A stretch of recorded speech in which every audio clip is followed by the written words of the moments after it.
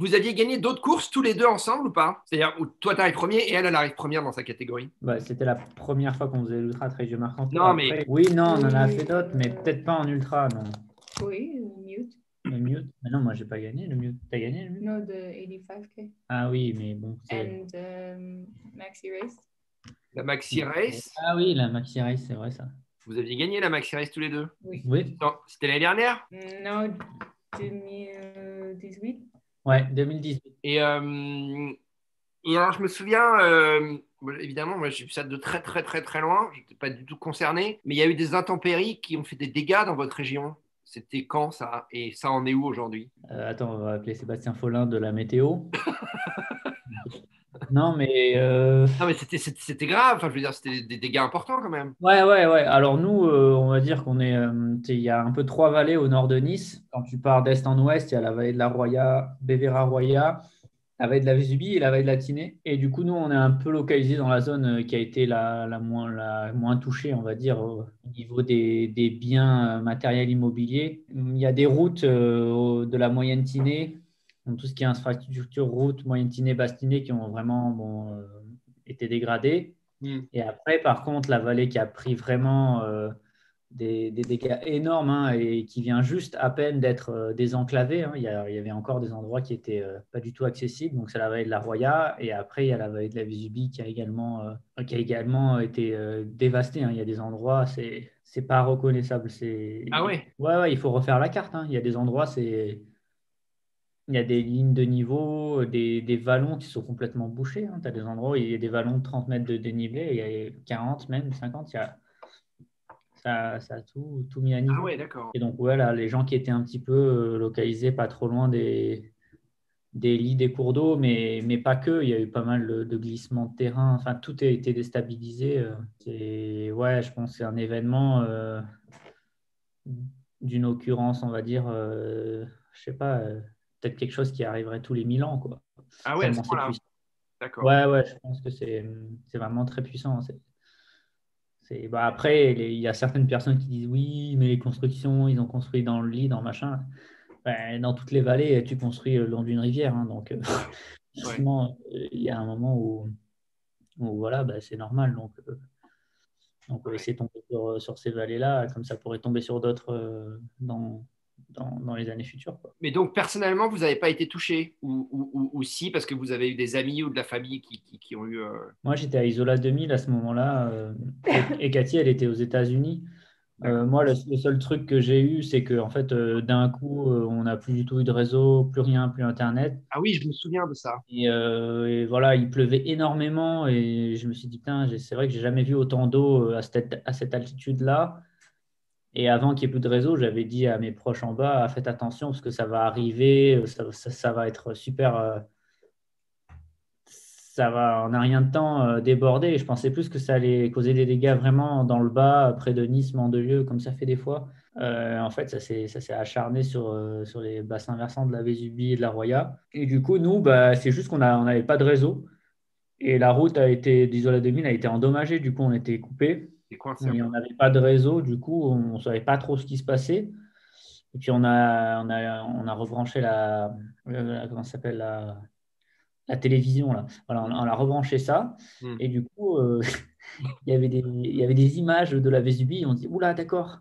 Ah oui, d'accord. Du coup, en fait, voilà. Donc, nous, on est resté bloqué 2, 3 jours Hmm. à Isola 2000, le temps que la route soit un petit peu dégagée.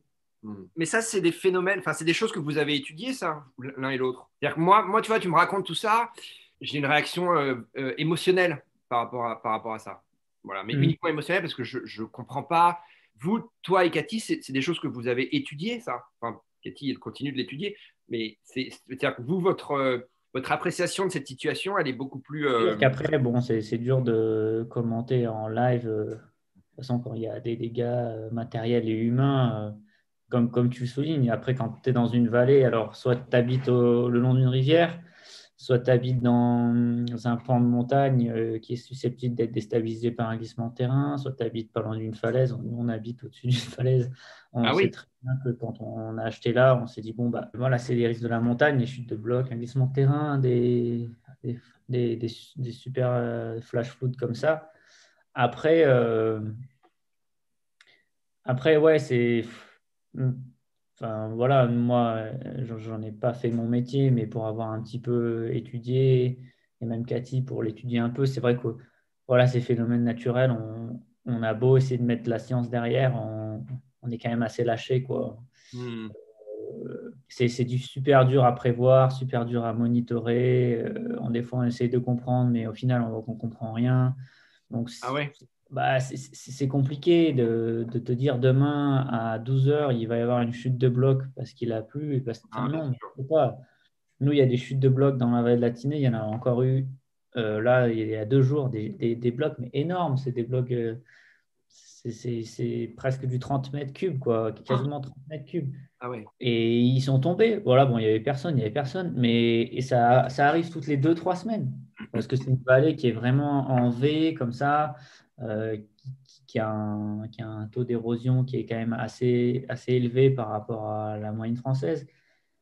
Et donc, ouais, voilà, nous, enfin, Et la maison, la maison que vous avez achetée, vous l'avez fait construire ou elle existait déjà? non, non, elle existait déjà. D'accord, d'accord. Tu l'as acheté avec ton regard, toi, un peu de spécialiste en. Oui et non, oui et non, parce qu'il y a toujours un risque quoi qu'il arrive, mais ouais, après voilà, c'est vrai que c'est un choix d'habiter en montagne, c'est de se dire que demain il neige beaucoup et qu'on est bloqué pendant une semaine. Ça arrive aussi, hein, Mhm. la station d'Isola, des fois il neige beaucoup, la route elle est fermée pendant 6 jours ou 7 jours.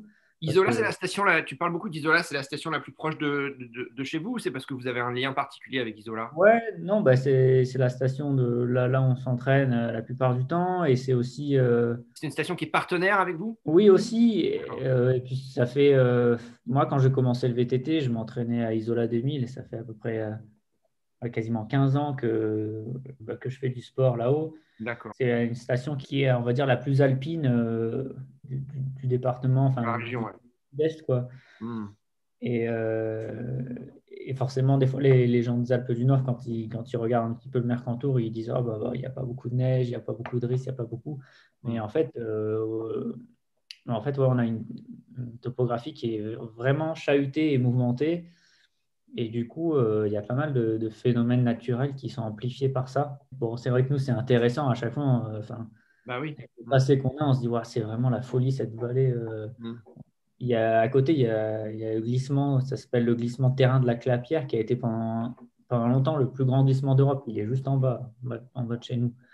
Et quand tu passes devant, à chaque fois, tu fais, waouh, en fait, c'est une masse, c'est instable. Alors, apparemment, ça bouge de moins en moins, mais bon, Ouais. ah, tu vois, voilà, maintenant, ça bouge plus trop, mais demain, il y a un mini-séisme et il a plu un peu avant, bah, il y a tout qui se barre. Mais, Ouais. mais voilà, enfin, c'est. Tu viens de dire un truc qui me donne envie, qui me fait rebondir, c'est, tu as dit notre passé en parlant de la géologie, de vos études, etc. C'est-à-dire que vous n'imaginez pas ni l'un ni l'autre, quand vous aurez fini votre carrière d'athlète, de raccrocher les wagons avec ça, avec vos études, et de travailler dans ce domaine. Vous imaginez toujours travailler dans le sport?